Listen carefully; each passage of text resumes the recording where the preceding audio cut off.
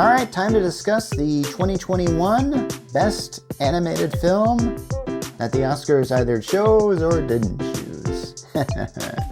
Well, in this case, the nominees are Encanto, Flea, Luca, The Mitchells vs. the Machines, and Raya and the Last Dragon.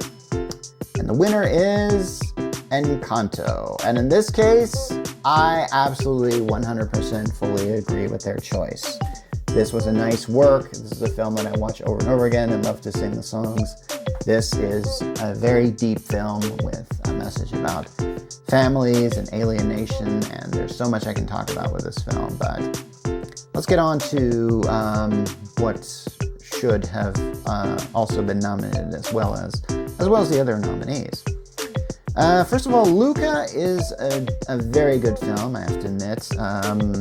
This is one of those films in which the stakes are low, but the drama the story feels very real to it, even though it's about these two sea monsters. I just kind of overall kind of like Luca, so yeah, it deserves this nomination.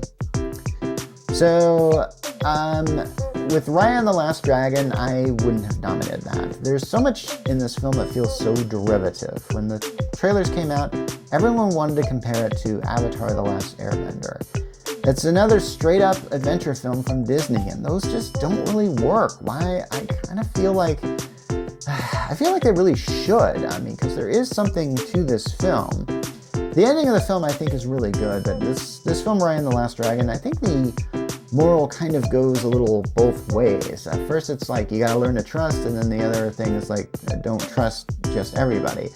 And I guess that's kind of a complex moral, but I don't really know what to make of this. So, now I have a soft spot for Mitchells vs. the Machines. I've seen this film many times. Absolutely love it. If Encanto didn't exist, I would for sure fight somebody in the Oscars to make this film Best Picture. But I understand why it didn't. Encanto's too good of a film. This one is almost just as good, and I'm not going to say better because I think I just love Encanto so much. Now, the final one, Flea, that's a film I haven't seen. I think it's about somebody who's gay and has to, I think they're coming out of the closet or something like that. I don't know. I just read the plot summary of it. And if you want to at me in the comments that I haven't seen this because I'm some sort of white bigot or something, and choose your words very carefully here. But yeah, I'm sorry I haven't seen that. I need to find that somewhere and do see it. Another film I haven't seen that I'm told came out in 2021 was Mad God. Now, this is a film I'm told is absolutely crazy, and I think Stan Winston, or I think that's the name, some guy who was big into special effects, had been making this film for years upon years upon years, and it finally got released, and most people were very impressed by it. So, yeah, I haven't seen it.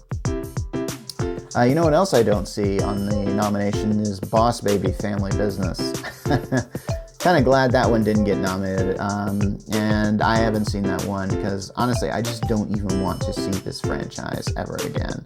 Maybe I should be kinder to it, but I have a feeling that this is just sort of one of those franchises that isn't going to die off very quickly, is it? We'll see.